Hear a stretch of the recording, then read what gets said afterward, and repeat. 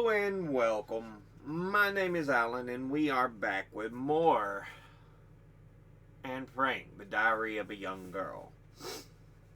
This should be the last episode because we have about, like I said, 11 pages to go. So, yeah, in totality. But with all that said, let's go ahead and get into this. Saturday, July the 15th, 1944. Dearest Kitty, we've received a book from the library with a challenging title. What do you think of the modern young girl? I'd like to discuss this subject today. The writer criticizes today's youth from head to toe, though without dismissing them all as hopeless cases. On the contrary, she believes they have it within their power to build a bigger, better, and more beautiful world, but that they occupy themselves with superficial things without giving a thought to true beauty. In some passages, I had the strong feeling that the writer was directing her disapproval at me, which is why I finally wanted to bare my soul to you and defend myself against this attack. I have one outstanding character trait that must be obvious to anyone who's known me for any length of time. I have a great deal of self-knowledge. In everything I do, I can watch myself as if I were a stranger. I can stand across from the everyday Anne and without being biased or making excuses watch what she's doing, both the good and the bad. This self-awareness never leaves me, and every time I open my mouth I think, you should have said that differently. Or, that's fine the way it is. I condemn myself in so many ways that I'm beginning to realize the truth of Father's adage. Every child has to raise itself. Parents can only advise their children to point them in the right direction. Ultimately, people shape their own characters. In addition, I face life with an extraordinary amount of courage. I feel so strong and capable of bearing burdens, so young and free. When I first realized this, I was glad because it means I can more easily withstand the blows life has in store. But I've talked about these things so often. Now I'd like to turn the chapter. Father and mother don't understand me. My parents have always spoiled me rotten, treated me kindly, defended me against the Von Dons, and done all that parents can. And yet, for the longest time, I've felt extremely lonely, left out, neglected, and misunderstood. Father did everything he could to curb my rebellious spirit, but it was no use. I've cured myself by holding my behavior up to the light and looking at what I was doing. Why didn't Father support me in my struggle? Why did he fall short when he tried to offer me a helping hand? The answer is he used the wrong methods. He always talked to me as if I were a child going through a difficult phase. It sounds crazy since Father's the only one who's given me a sense of confidence and made me feel as if I'm a sensible person. But he overlooked one thing. He failed to see that this struggle to triumph over my difficulties was more important than anything else. I didn't want to hear about it. Typical adolescent problems, or other girls, or you'll grow out of it. I didn't want to be treated the same as all the other girls, but as Anne in her own right, and Pym didn't understand that. Besides, I can't confide in anyone unless they tell me a lot about themselves, and because I know very little about him, I can't get on a more intimate footing. Pym always acts like the elderly father who once had the same fleeting impulses, but who can no longer relate to me as a friend, no matter how hard he tries. As a result, I've never shared my outlook on life or my long pondered theories with anyone but my diary and once in a while Margot. I've hid anything having to do with me from father. Never shared my ideas with him, deliberately alienated myself from him. I couldn't have done it any other way. I've let myself be guided entirely by my feelings. It was egotistical, but I've done what was best for my own peace of mind. I would lose that, plus the self-confidence I've worked so hard to achieve, if I were to be subjected to criticism halfway through the job. It may sound hard-hearted, but I can't take criticism from Pym either, because not only do I never share my innermost thoughts with him, but I've pushed him even further away by being irritable. This is the point I think about quite often. Why is it that Pym annoys me so much sometimes? I can hardly bear to have him tutor me, and his affection seems forced. To, I want to be left alone, and I'd rather he ignored me for a while until I'm more sure of myself when I'm talking to him.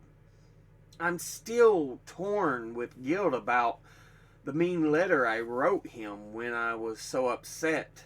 Oh, it's hard to be strong and brave in every way. Still, this hasn't been my greatest disappointment. No, I think about Peter much more than I do Father. I know very well that he was my conquest and not the other way around. I created an image of him in my mind, pictured him as a quiet, sweet, sensitive boy badly in need of friendship and love. I needed to pour my heart to a living person. I wanted a friend who would help me find my way again. I accomplished what I set out to do and drew him slowly but surely toward me. When I finally got him to be my friend, it automatically developed into an intimacy that, when I think about it now, seems outrageous. We talked about the most private things, but we haven't yet touched upon the things closest to my heart. I still can't make head or tail of Peter. Is he superficial, or is it shyness that holds him back, even with me? But putting all that aside, I made one mistake. I used intimacy to get closer to him, and in doing so, I ruled out other forms of friendship. He longs to be loved, and I can see he's beginning to like me more with each passing day. Our time together leaves him feeling satisfied, but just makes me want to start all over again. I never broached the subjects I long to bring out in the open. I forced Peter more than he realizes to get close to me, and now he's holding on for dear life. I honestly don't see any effective way of shaking him off and getting him back on his own 2 feet. I soon realized he could never be a kindred spirit, but still tried to keep to help him break out of his narrow world and expand his youthful horizons. Deep down, the young are lonelier than the old. I read this in a book somewhere and it's stuck in my mind. As far as I can tell, it's true. So if you're wondering whether it's harder for the adults here than for the children, the answer is no. It's certainly not. Older people have an opinion about everything and are sure of themselves and their actions. It's twice as hard for us young people who hold on to our opinions at a time when ideas are being shattered and destroyed, when the worst side of human nature predominates, when everyone has come to doubt truth, justice, and God. Anyone who claims that the older folks have a more difficult time in the annex doesn't realize that the problems have a far greater impact on us. We're much too young to deal with these problems, but they keep thrusting themselves out, or keep thrusting themselves on us until finally we're forced to think up a solution. Though most of the time our solutions crumble when faced with the facts.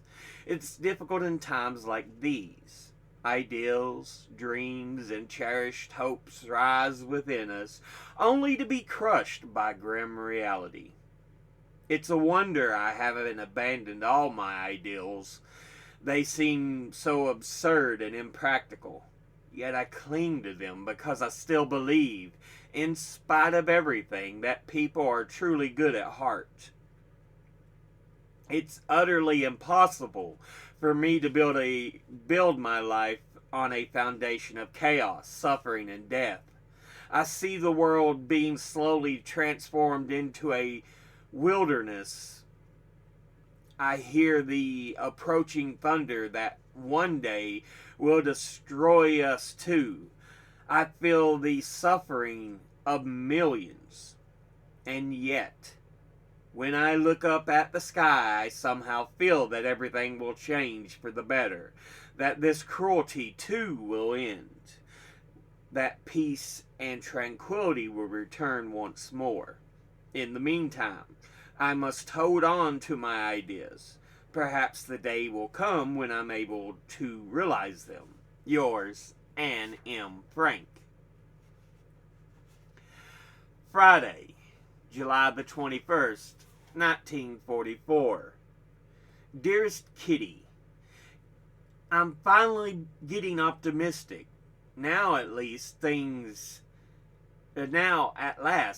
are going well. They really are. Great news. An assassination attempt has been made on Hitler's life, and for once not by a Jewish communist or English capitalist, but by a German general who's not only a count, but young as well. The Führer owes his life to divine providence. He escaped, unfortunately with only a few minor burns and scratches. A number of officers and generals who were nearby were killed or wounded. The head of the conspiracy has been shot.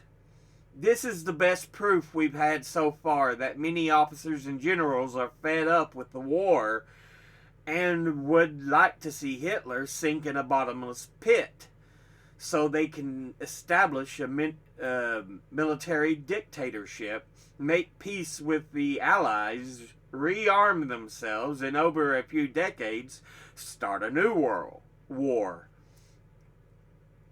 Perhaps Providence is deliberately biding its time getting rid of Hitler, since it's much easier and cheaper for the Allies to let the impeccable Germans kill each other off.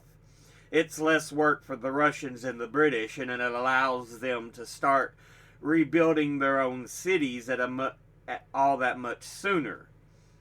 But we haven't reached that point yet, and I'd hate to anticipate the glorious event. Still, you probably noticed that I'm telling the truth, the whole truth, and nothing but the truth. For once, I'm not rattling on about high ideals. Furthermore, Hitler has been so kind as to announce to his loyal, devoted people that as of today, all military personnel are under orders of the Gestapo, and that any soldier who knows that one of his superiors was involved in this cowardly attempt on the Fuhrer's life may shoot him on sight. A fine kettle of fish that will be. Little Johnny's feet are sore after a long march, and his commanding officer bawls him out. Johnny grabs his rifle, shouts, You tried to kill the Fuhrer! Take that! One shot, and the snooty officer who dared to reprimand him passes into eternal life. Or is it eternal death? Eventually, every time an officer sees a soldier or gives an order, he'll be practically wetting his pants because the soldiers have more say-so than he does. Were you able to follow that? Or have I been skipping from one subject to another again? I can't help it. The prospect of going back to school in October is making me too happy to be logical. Oh dear, didn't I just get through telling you I didn't want to anticipate events? Forgive me, Kitty. They don't call me a bundle of contradictions for nothing. Yours, Anne M. Frank. Tuesday, August the 1st, 1944. Dearest Kitty, a bundle of contradictions was the end of my previous letter and is the beginning of this one. Can you please tell me exactly what a bundle of contradictions is? What does contradiction mean? Like so many words, it can be interpreted in two ways. A contradiction imposed from without and one imposed from within. The former means not accepting other people's opinions, always knowing the best, having the last word. In short, all those unpleasant traits for which I'm known.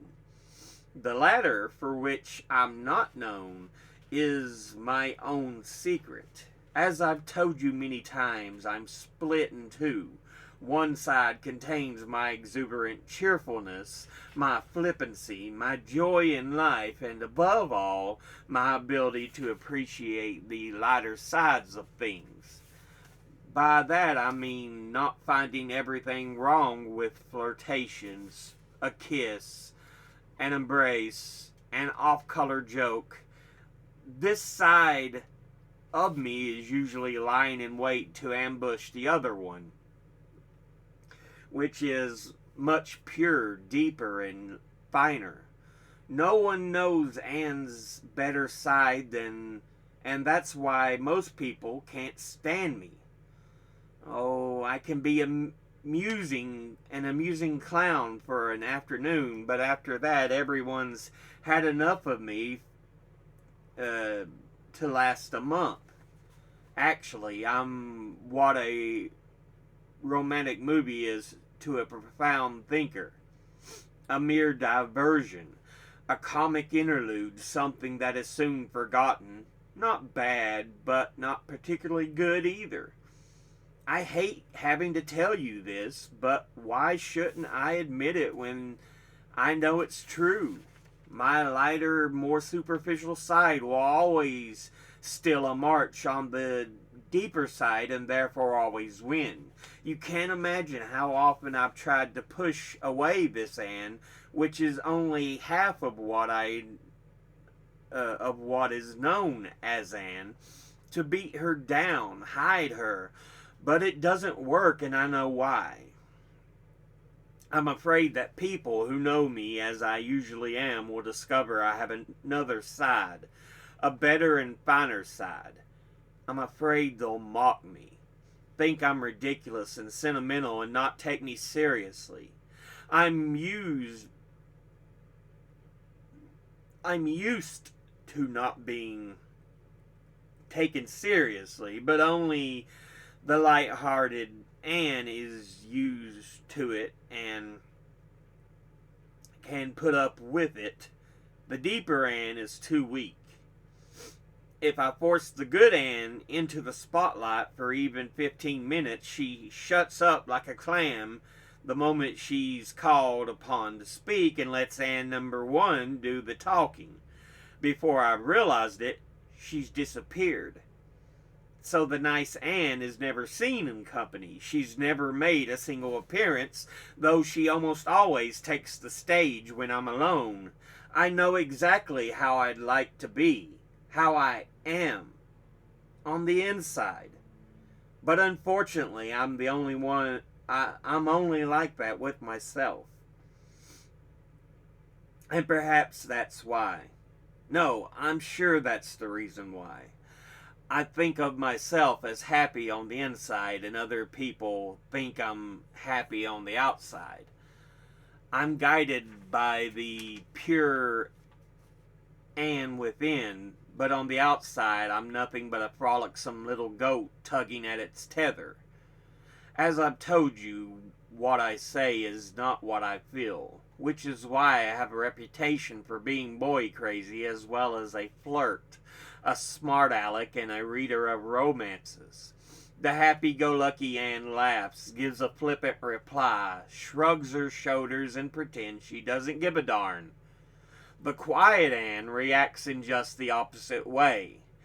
If I'm being completely honest, I'll have to admit that it does matter to me, that I'm trying very hard to change myself, but that I'm always up against a more powerful enemy. A voice within me is sobbing. You see, that's what's become of you. You're surrounded by negative opinions, dismayed looks, and mocking faces. People who dislike you, and all because you don't listen to the advice of your own better half. Believe me, I'd like to listen, but it doesn't work, because if I'm quiet and serious, everyone thinks I'm putting on a new act, and I have to save myself with a joke.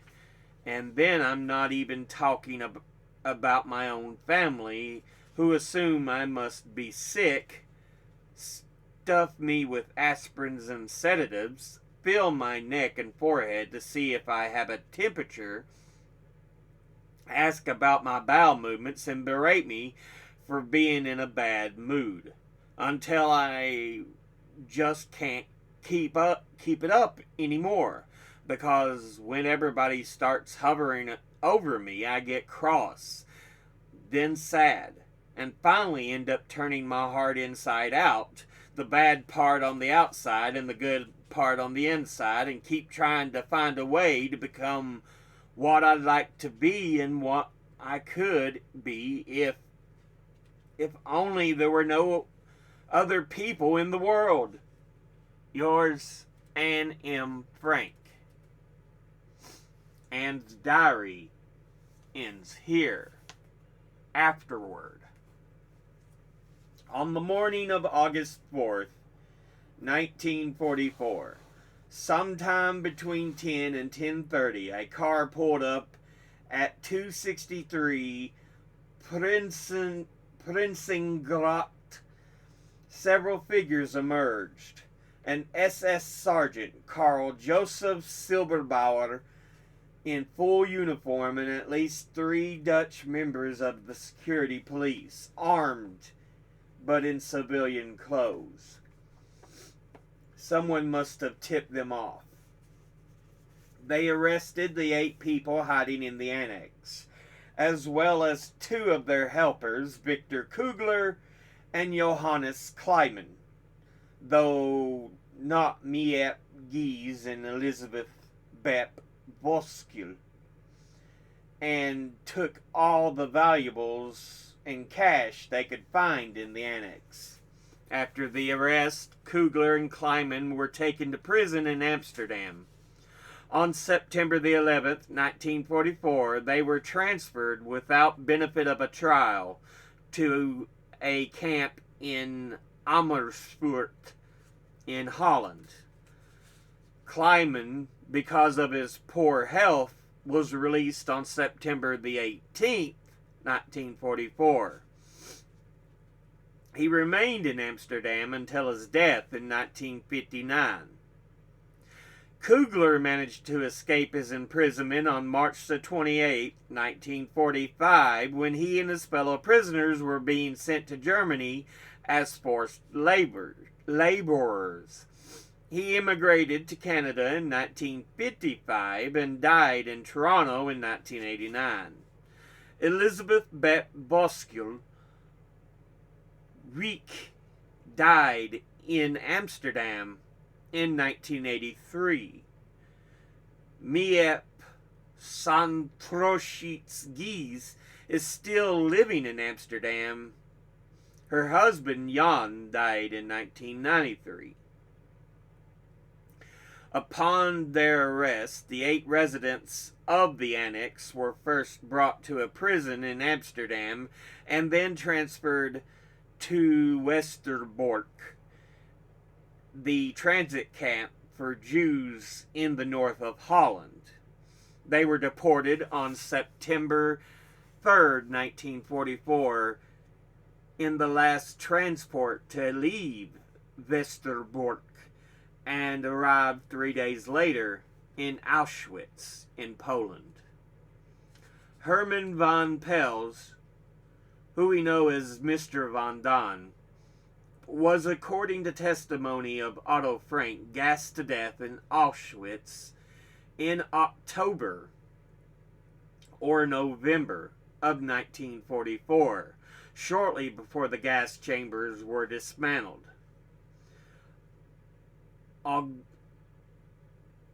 August von Pels, Petronella von Don, Mrs. Von Don, was transported from Auschwitz to Bergen-Belsen, from there to Buchenwald, then to Theresienstadt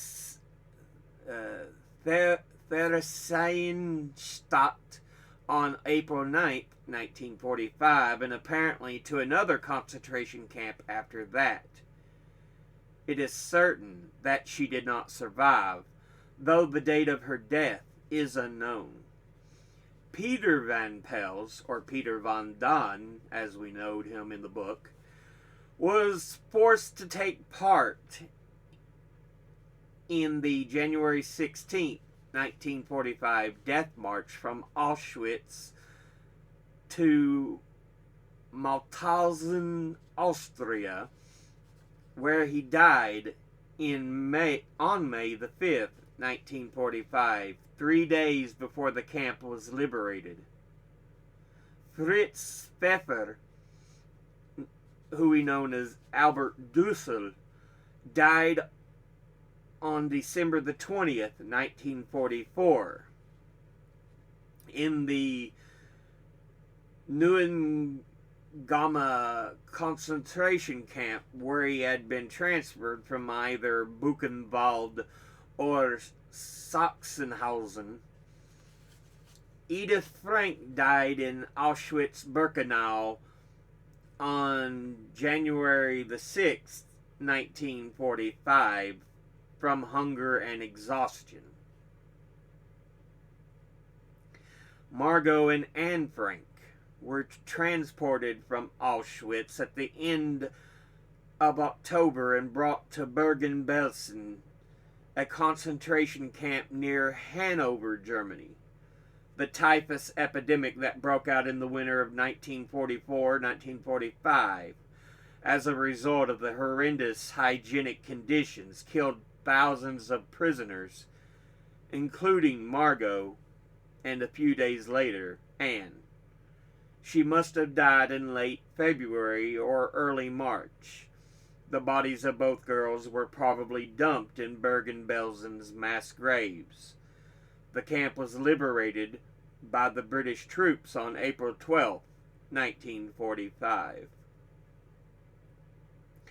Otto Frank was the only one of the 8 to survive the concentration camps. After Auschwitz was liberated by Russian troops, he was repatriated to Amsterdam by way of Odessa and Marseille. He arrived in Amsterdam on June the 3rd, 1945, and stayed there until 1953, when he moved to Basel, Switzerland, where his sister and her family and later his brother lived. He married Elfried Markowitz Geringer, originally from Vienna, who had survived Auschwitz and lost a husband and son in Mauthausen. Until his death on October the 19th, 1980, Otto Frank continued to live in Bergen-Belsen outside Basel, where he devoted himself to sharing the message of his daughter's diary with people all over the world.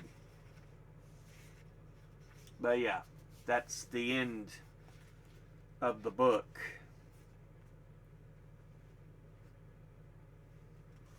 Goodness.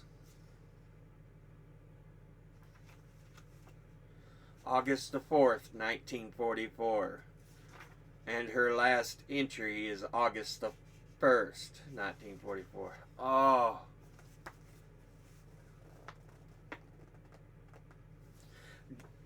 Who was it? Mrs. Von Don, who died like, or is it Dussel? One of them died like just days before the camp was liberated. Yeah. Peter von Pels died January 16, 1940, was forced to take part on the January 16, 1945 Death March.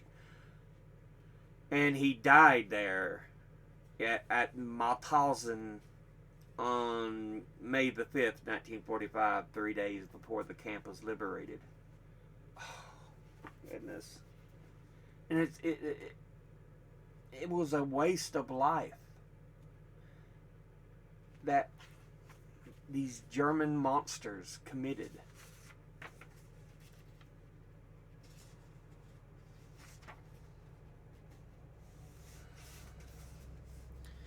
But yeah, these last few entries, Anne's writing a lot more. She's contemplating a lot more things. The entries have become so long.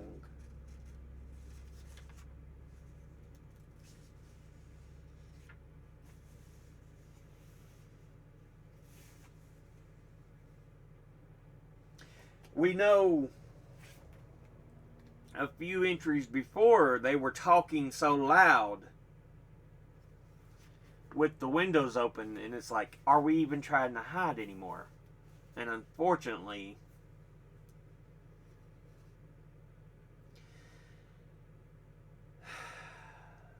the worst happens.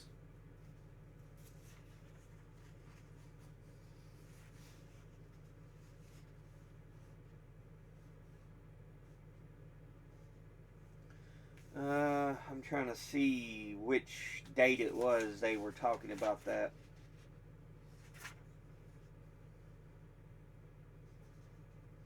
Because I remember saying something like, are we even trying to hide anymore?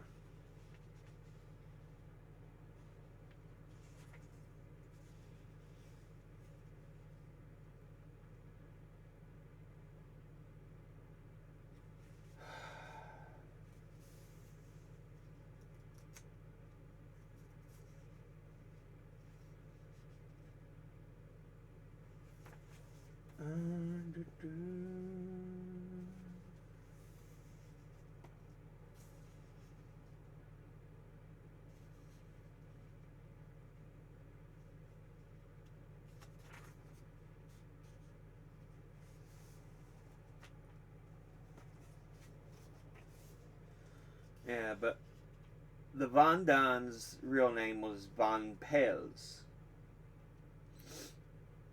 And Dussel was Pfeffer.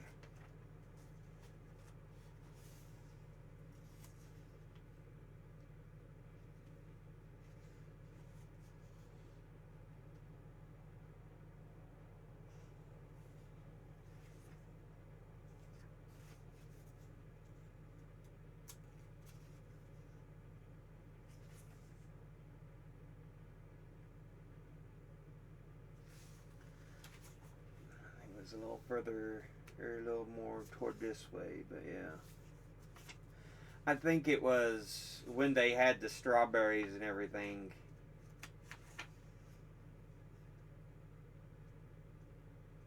Because they were talking.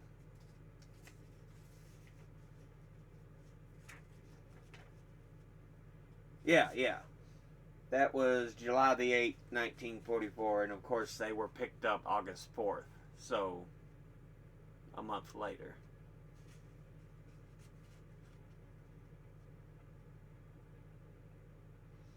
Yeah, because she's talking about curtains and windows open, loud voices, banging doors.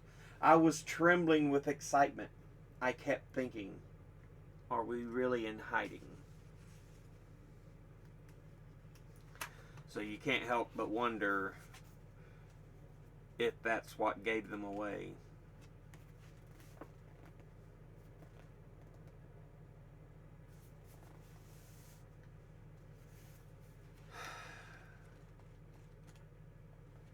Now,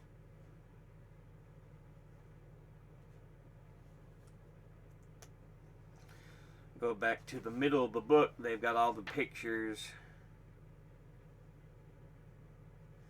And you have to remember, these were people just trying to live their lives, but perchance, because of being born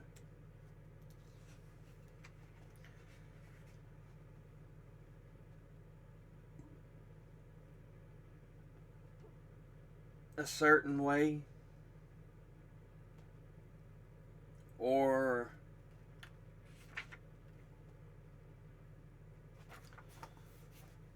just believing in a certain faith, both.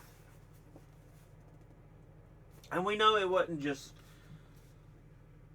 people of Jewish faith and heritage. Romanis, people of color, homosexuals, all these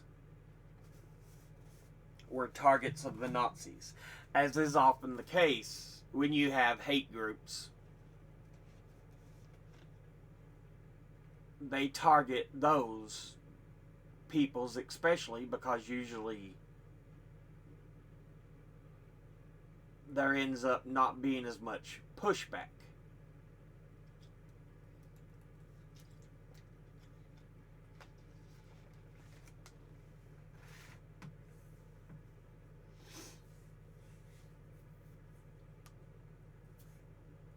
Remember, we didn't enter World War II to liberate peoples. We were just like, we want to take revenge on Japan for attacking us, is the story used. Now, there's other conspiracies that it may have been this or that, what have you. Britain.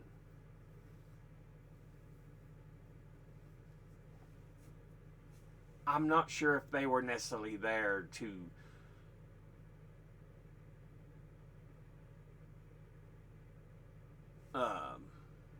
liberate peoples. It was more, look, Hitler's not a good person. He's trying to invade other places in Europe.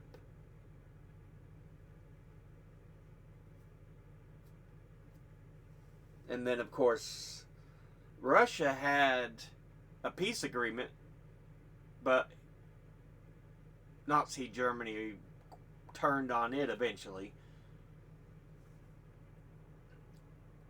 And as I've discussed before, that was probably Hitler's undoing, because if there had been no Russia, who did a huge bulk of the fighting,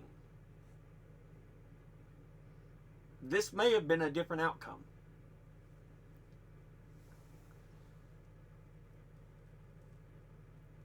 But because you had pressure from both sides,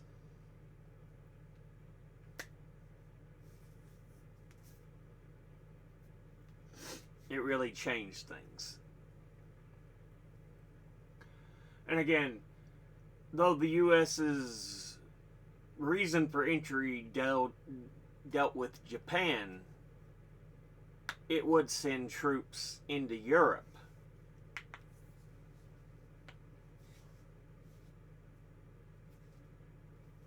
To help allies the British. And just because of the situation the war was setting up, Russia. But yeah. And it's amongst all this chaos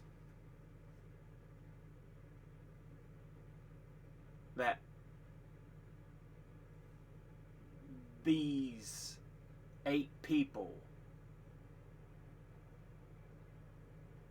were hiding.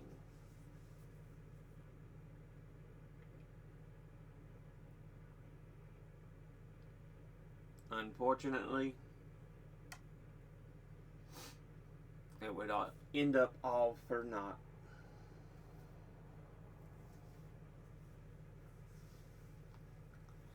But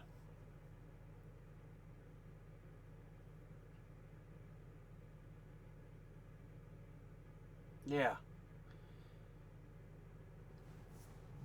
One last thing to add. Again, I started reading this to y'all because it's one of the more common books on the list of banned books.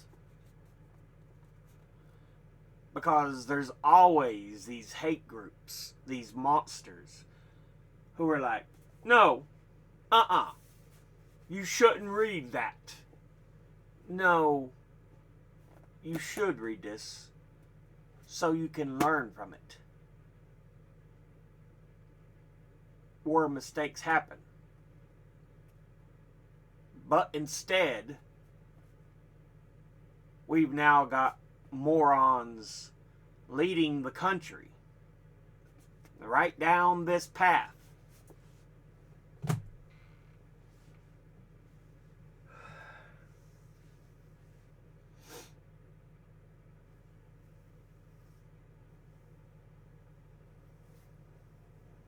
Yeah. But we'll be starting a new